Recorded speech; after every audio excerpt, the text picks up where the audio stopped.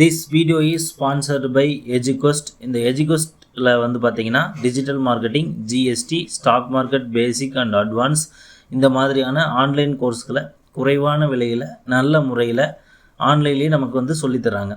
தேவைப்படுறவங்க இதை பயன்படுத்தி பாருங்க. நன்றி. The struggle to find courses that truly speak your language, it's finally over. Welcome to EduQuest, where learning is made just for you. At EduQuest, we bring you a wide range of online courses, from career building programs to skill boosting masterclasses, all in your regional language. Because we believe language should never be a barrier to success.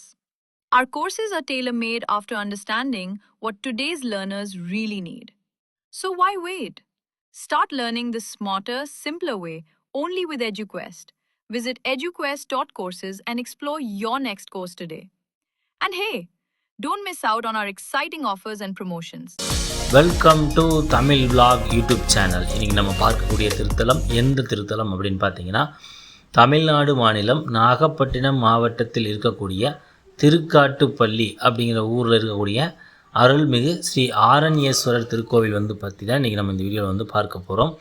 இந்த திருக்கோவில் இந்த திருக்கோவிலுடைய தல சிறப்பு என்னென்னு பார்த்தீங்கன்னா, இந்த தலத்து இறைவன் சுயம்பு மூர்த்தியாக அருள்பாலிக்கின்றார். பிரகாரத்தில் தசலிங்கம் சன்னதி இருக்கின்றது. இந்த சன்னதியில் 7 லிங்கங்கள் இருக்கின்றது. இதில் ஒரே லிங்கத்தில் 2 பானங்கள் இருப்பது வித்தியாசமான அமைப்பாகும். இந்த கோவிலுடைய தலப்பெருமை என்னன்னு பார்த்தீங்கன்னா, 6 சீடர்களுடன் தட்சிணாமூர்த்தி மூலஸ்தானத்தில் சுவாமி சதுரபீடத்தில் மேற்கு நோக்கி காட்சி தருகின்றார். வனத்தின் மத்தியில் இருந்தவர் என்பதால் இவர் ஆரண்யேஸ்வரர் என்று அழைக்கப்படுகின்றார். காட்டழகர் என்றும் இவருக்கு பெயருண்டு.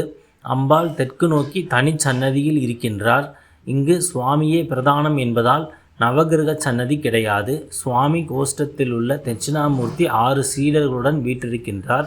பொதுவாக சனகர், சனாதனர், சனந்தனர், சனத்குமாரர் ஆகிய 4 மட்டுமே காட்சி தரும் தட்சிணாமூர்த்தி 6 பேருடன் காட்சி தருவது இங்கு விசேஷமாகும். இவர் ராஜயோக தட்சிணாமூர்த்தி என்று அழைக்கப்படுகின்றார். உயர்ந்த பொறுப்பில் இருந்து பதவி இழந்தவர்கள், நியாயமாக செயல்பட்டும் பதவி உயர்வு கிடைக்காதவர்கள் ஆரண்யேஸ்வரரும் தட்சிணாமூர்த்திக்கும் வஸ்திரம் அணிவித்து பூஜை செய்து வழிபாடுகிறார்கள். இதனால் இழந்த பதவி கிடைக்கும் என்பது நம்பிக்கை. பைரவர், சூரியன், சனீஸ்வரர் ஆகியோர் பிரகாரத்தில் இருக்கின்றனர். நண்டு விநாயகர். இந்த தலத்தில் உள்ள விநாயகர் மிகவும் விசேஷமானவர். ஒரு சாபத்தால் நண்டு வடிவம் எடுத்த கந்தர்வனால் வழிபடப்பட்டவர் இவர். எனவே இவர் இங்கு நண்டு விநாயகர் என்று அழைக்கப்படுகின்றார். இந்த விநாயகரின் பீடத்தில் நண்டு இருப்பது வித்தியாசமான அமைப்பாகும். பொதுவாக விநாயகருக்கு இருக்க வேண்டிய மூசிக வாகனமும் இங்கு கிடையாது. நண்டு இவருக்கு வாகனமாக இருப்பதால் மூசிக வாகனம் இல்லை என்கிறார்கள். இந்த கோவிலுடைய சிறப்பம்சம் என்னன்னு பார்த்தீங்கன்னா, ஆரண்ய முனிவர் வழிபட்ட தலம் இது. அவரது பெயரால் சுவாமி ஆரண்யேஸ்வரர் என்று அழைக்கப்படுவதாகவும் சொல்கிறார்கள். கோஷ்டத்தில் மகாகாலர் சிவ வழிபாட்டுக்காக சங்கு ஊதி கொண்டிருக்க ஆரண்ய முனிவர் சிவனை பூஜை செய்யும் சிற்பம் இங்கு இருக்கின்றது. இந்த கோவிலுடைய தல வரலாறு என்னன்னு பார்த்தீங்கன்னா, பிரம்மாவிடம் வரம் பெற்ற விருத்தாசுரன் என்ற அசுரன் தேவர்களை துன்புறுத்தி வந்தான். அவனிடம் இருந்து தங்களை காக்கும்படி தேவர்கள் இந்திரனிடம் முறையிட்டனர். எனவே விருத்தாசுரனுடன் போரிட்ட இந்திரன் அவனை சம்ஹாரம் செய்தான். இதனால் அவனுக்கு தோஷம் உண்டானது. தேவலோக தலைவன் பதவியும் பறிபோனது. தனக்கு மீண்டும் தேவ தலைவன் பதவி கிடைக்க குருவிடம் ஆலோசனை செய்தான்.